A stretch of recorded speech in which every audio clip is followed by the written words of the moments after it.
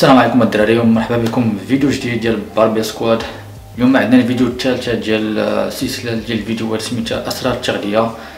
وغادي نطرقوا اليوم للموضوع الثالث اللي هو كيفاش نقوم بفقدان الوزن وشنو هي التغذيه الملائمه باش نوصلوا لهذا الهدف ديال فقدان الوزن، وفي نفس الوقت يكون عندنا تدريب مواظب في لاصال بطريقه جيده.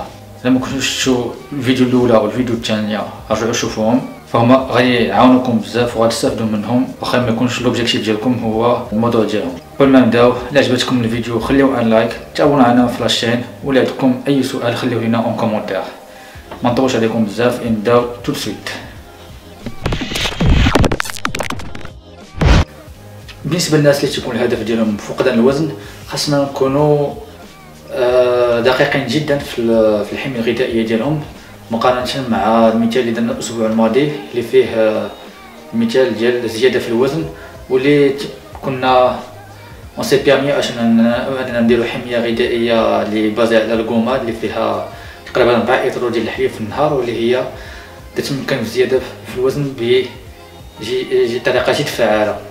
ولكن اليوم بالنسبه للشخص اللي باغي ينقص الوزن، وباش نسرنيو هذا الموضوع، الشخص باغي ينقص الوزن وعنده البادي فات طالع، فهنا البادي فات طالع معنيتها عند الرجال زايده على 20%. فهنا التغذيه غادي خصها تكون ملائمه باش تواكب التقدم ديال الشخص في لاصال في التدريب ديالو، وامام طون خاصها تكون ملائمه باش تعطينا اهداف في التغير وفي التقدم ديال الصحه ديالو وحتى التركيبه ديال الجسم ديالو.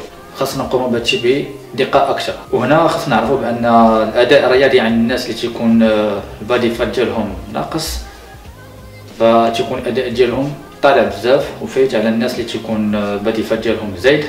وهذه حاجه طبيعيه، فالفات ولا الدهون تكون مستوكيه في الجسم، ما تتجبدش ماشي بحال المسك، دونك ما يمكنش ليها تكون عندها اثر في الاداء الرياضي. هذاك الشيء علاش ملي تنبغيو نحسنوا الاداء الرياضي لاي شخص، خاصنا نوصلوا الوزن اللي يكون متلائم مع الطول ديالو، وتكون التركيبه ديال الجسم ملائمه. دابا باش نوضحوا هادشي كامل، وكيف ما درنا الاسبوع الماضي في الكا ديال الزياده في الوزن، غنتبازاو على الكا ديال شخص اخر اللي باغي هاد المرة ينقص يفقد الوزن ديالو. دونك المثال ديالنا اليوم عندنا شخص سميتو محمد، عنده 34 سنه، الطول ديالو 183 متر، والوزن ديالو 110 كيلوغرام. وباش نكونوا اكثر دقه، فالبادي فات ديالو 35%.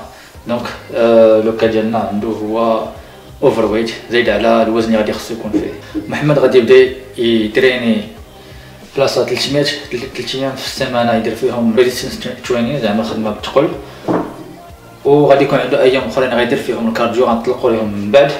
ولكن اللي تيهمنا اليوم هو خصنا نقادو الماكله ديالو باش تمكنوش انه ينقص البادي فات ديالو ويحافظ الماكسيموم على الكتله العضليه ديالو. واول حاجه اللي غادي خصنا نعرفوها باش يبدا الحميه الغذائيه ديالو هي شحال من الكالوري غادي نعطيوه في النهار. فهنا الاستراتيجيه اللي غادي نتبعوه باش يبدا ينقص الوزن ديالو هي غادي نتبازاو على 30 كيلو كالوري في كل كيلوغرام من الوزن ديالو. دونك الوزن ديالو هو تقريبا 110 كيلوغرام. ولا طبقنا هذه القاعده فاش غادي نحسبوا الحساب ديالنا، غادي تجينا تقريبا 3100 كيلو كالوري في النهار، اللي هي غادي يبدا ياخذها كل نهار باش نلاحظوا نقصان في الوزن ديالو. وهاد 3100 كيلو كالوري في النهار غادي نقسموها على الشكل التالي من ناحيه لي ماكرو. فغادي تجينا 275 غرام ديال البروتينات، 300 غرام ديال الكربوهيدرات، و85 غرام ديال الدهنيات. فهاد 3100 كيلو كالوري في النهار نورمالمون غادي تكون كافيه بالنسبه ليه باش يواكب التمرين ديالو، علما على انه عنده البادي فات نسبه الدهون طالعه، وغادي يمكن لينا نبوزو منها باش نكملوا الاحتياج ديالو، وكمصا نخلقوا هذاك العجز في السعرات الحراريه اللي غادي يمكننا باش نفقدوا الوزن. من بعد ملي تنطبقوا هاد النسبه ديال السعرات الحراريه والتوزيع ديال الماكروز، وغادي نشوفوا واش كيفاش غادي يستجب محمد لهاد التركيبه ديال الماكروز، واش غادي تكون عندنا نتائج بعد اسبوعين. دونك تنشوف ناخذوا جينيرالمون اسبوعين باش نشوفوا واش غادي يستجب ولا لا لهاد التركيبه، وعاد من بعد نقدروا نديروا عليها تغييرات. اجي تلاحظوا فهنا النسبه ديال الكربوهيدرات طالعه، وغادي نبغيو نركزوا عليها باش نشوفوا واش محمد غادي يقدر يستجيب ليها ولا لا. حقاش نورمالمون نعرفوا عند الناس اللي تيكونوا كبار في لاج، فهنا عنده 34 سنه والنساء حتى هما اون جينيرال تيكونوا حساسين بزاف بالنسبه ديال الكربوهيدرات. هذاك الشيء علاش غادي نشوفوا واش كاينه استجابه لهذه النسبه ديال الكربوهيدرات ولا لا من بعد اسبوعين. بطبيعه الحال كيف ما قلنا الاسبوع الماضي، فهنا الطريقه ديال الغذاء اللي غادي تكون عند محمد فهي ديال فيت ماكروز، معنيتها يمكن له يكون اللي بغى، ولكن غادي خصو يتبع ويدخل كاع الاكل ديالو في التطبيق ديال ماي فيتنس بار ويوصل لهدف ديال 3100 كيلو كالوري في النهار مع هاد التوزيع ديال ديال الماكروز. بطبيعه الحال هذا الشيء ما تيمعنيش انه غادي يكون ياكل اللي بغى، خاصو ياكل اغذيه فيها الياف طالعه، وغادي خصو اغلبيه ديال الاكل ديالو يكون جاي من اغذيه احاديه المكونات، يعني ما يشريش بروسيسد فود ولا ماكله ديجا واجده. وباش تكون عندنا فليكسيبيليتي في هاد الماكروز جينيرالمون تنضروريو زائد 5 غرام وناقص 5 غرام في كل هاد الماكروز اللي غادي خصو يوصل لهم في نهايه اليوم. دونك بالاضافه لهاد الشيء ديال التغذيه غادي نبداو نديرو لمحمد الكارديو. هنايا تنفضلوا انه سوا يطبق الهاي انتنسيتي انترفال ترينين معنيتو الهيت كارديو، او لا ليس كارديو معنيتو لو انتنسيتي ستيدي ستيت كارديو. دونك عنده لو شوا بيناتهم بجوج، وغنشرحوا هاد لي دو تيب ديال الكارديو حالا. فغادي تنصحوا به الا كان غادي يختار الهيت كارديو انه يكون عنده الحصه ديال الهيت كارديو فيها 5 دقائق في البدايه ديال التسخينات، موراها يبدا الهيت كارديو ديالو اللي غادي تكون فيه 20 ثانيه ديال الحركه المكثفه اللي هي الانتنسيتي و140 ثانيه ديال الراحه، ويبقى يدير 7 ديال الدورات. ومن بعد ملي يكمل هاد 7 ديال الدورات ديال 20 ثانيه خدمه مكثفه 140 ثانيه ديال الراحه، يكمل الحصه ديالو ب 10 دقائق ديال الكول داون، معناتها باش ينقص الغيتم ويساعد الجسم ديالو على انه ينقص من النبضات ديال القلب ديالو. احسن حاجه يدير بها الهيت كارديو ديالو هي تكون في الرور الا كان عندهم في لاصال، سينو لما كانش عنده يقدر يديرهم في لا ماشين ديال الكارديو ديال تريدميل، ولا يدير غير الجري اوت انتنسيتي اللي هو سبرينت، واخا انه تيكون صعيب باش انه يريكوبيري منه، يقدر يكون عنده عواقب في التعافي من لي سيونس ديال الميسكولاسيون، ما يكونش عندنا تقدم في لي سيونس الميسكولاسيون. داكشي علاش نصحوا في الهيت كارديو يكون يديرهم في لا ماشين ديال الروور. وهاد الهاي انتنسيتي انترفال ترينين ديال الكارديو يمكن له يديروا يومين في السيمانه بالاضافه لشي ايام ديال الميسكولاسيون اللي غادي يكون ديجا شي دير قبل. الاختيار الثاني هو ليس كارديو، وهنايا فهو جد سهل. تنصحوا انه يدير ليس كارديو 5 ايام حتى 6 ايام في السيمانه، يفيق الصباح ياخذ كاس ديال القهوه، يخرج ويدير 30 دقيقه ديال المشي، عاد يرجع ياخذ الفطور ديالو. دونك هذا ما تيكونش انتونس وما فيش توتر بحال الهيت كارديو. هاد الطريقه ديال ليس كارديو هي طريقه قديمه جدا من ايامات البادي بيلدينغ قديم، وهي بينات على النتائج ديالها وتتكون عاون بزاف في فقدان الوزن. واخا تيقول لك زعما حاليا الواحد اللي بغى يدير الكارديو خاصو يكون ديجا واكل شي حاجه باش انه يحرق السعرات الحراريه اكثر، ولكن هاد الطريقه سهله عندها نتائج، دونك علاش لنا نطبقوها وحتى هي غادي تكون ناجعه في النتائج ديالها. والواحد اللي ما عرفش شنو يختار واش هيت كارديو ولا ليس كارديو، فاحنا النصيحه هي انه يدير الهيت كارديو، فهو هيت كارديو مهم وعنده نتائج جد مهمه على التقدم ديالنا في التقل وفي البروغريس ديال ريزيستنس ترينين. هذاك الشيء علاش تنصحوا به هو الاول.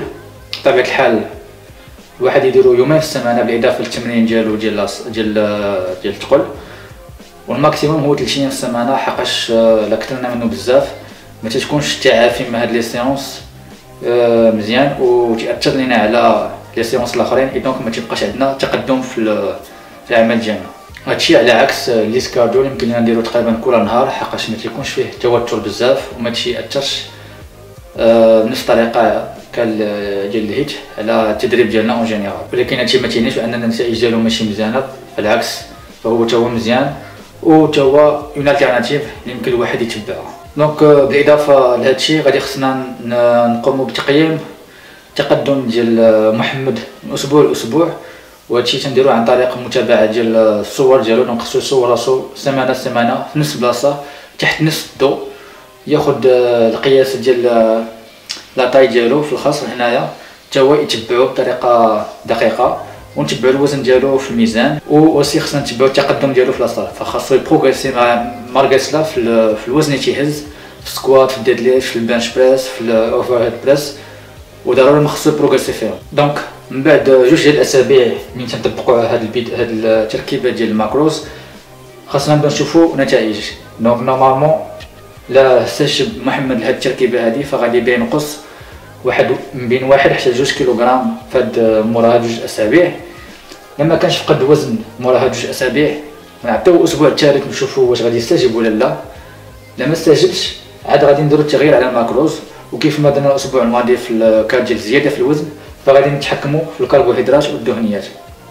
وهنايا غادي نقصوا 15 غرام في الكاربس و5 غرام في الدهنيات الفات، ونشوفوا عاوتاني واش غادي نحصلوا على النتائج بهاد التركيبه الجديده. وهنا نورمالمون غادي خصو نلاحظوا تغير من بعد الاسبوع الثالث، وحنا غادي نبقاو غاديين انسي دو سويت، كل اسبوع نشوفوا واش غادي يستجيب ولا لا لهاد التركيبه. لما استجبش نقصوا 15 غرام في الكاربس ونقصوا 5 غرام في الفات. وهادشي نورمالمون من بعد 3 ديال الاشهر غادي خصنا نلاحظوا تغير في الوزن ديالو وحتى في البادي فات. فهنا نورمالمون محمد لا تبع هادشي وبقى غادي مزيان غادي يوصل الوزن ديالو تقريبا 105 كيلوغرام، دونك غادي ينقص حوالي 5 كيلوغرام، والبادي فات ديالو غادي ينقص، غادي يوصل حوالي 22 حتى 27% نسبة الدهون في الجسم ديالو. نقطة أخرى هنا مهمة غادي نطرقوا ليها وهي ديال سميتها الكارب سايكلين، يعني تنديروا دورات ديال الكربوهيدرات على حسب النهار اللي غيتريني فيه والنهار اللي غادي يرتاح فيه. فهاد التقنية هي مهمة بزاف، تتعاون بزاف سورتو الناس اللي افونساو في لا نوتريسيون، فهاد لا نوتريسيون هادي وفي التدريب ديالهم وبدا التقدم ديالو تينقص بشويه بشويه.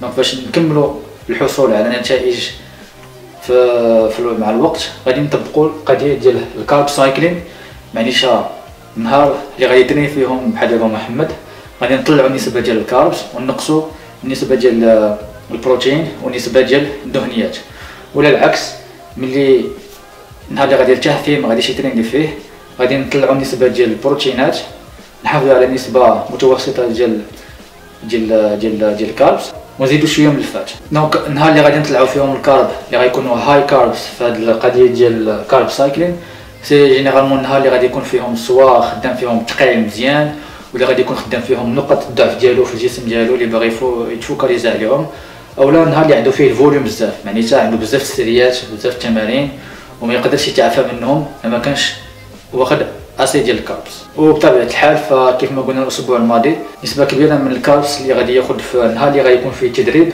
خاصهم يكونوا دايرين بالحصه ديال التدريب ديالو قبل وبعد الحصه. فوالا دونك محمد لا تبع هاد التقنيات هادو لمده تقريبا 6 اشهر فغادي نلاحظوا تغير كبير في التركيبه ديالو، غادي يوصل الوزن ديالو تقريبا 95 كيلوغرام حتى ل 100 كيلوغرام، ونسبة الدهون في الجسم ديالو غادي تنقص وغادي تكون بين 15% حتى ل 18%. فكيف ما تلاحظوا هذا تغير كبير بالنسبة لشخص اللي الهدف ديالو فقدان الوزن، ولكن هادشي كله خاصو انضباط والتزام كونسيستنسي في التدريب وفي اتباع الحمية الغذائية ديالو باش يحصل على النتائج اللي بغا. فوالا دونك هذا كان مثال ديال محمد اللي كان شخص باغي يفقد الوزن ديالو. يمكن لكم تطبقوا هادشي وهاد التقنيات في الحمايه الغذائيه ديالكم. الا عندكم دي كيسيون خاصين بكم حلوا لنا كومونتير غادي نجاوبوا عليهم حتى هما. ما تنساوش تلايكيو وتبارطاجيو لا فيديو وتابونوا معنا في لاشين، وان شاء الله نتلاقاو في لا بروشين فيديو. باي.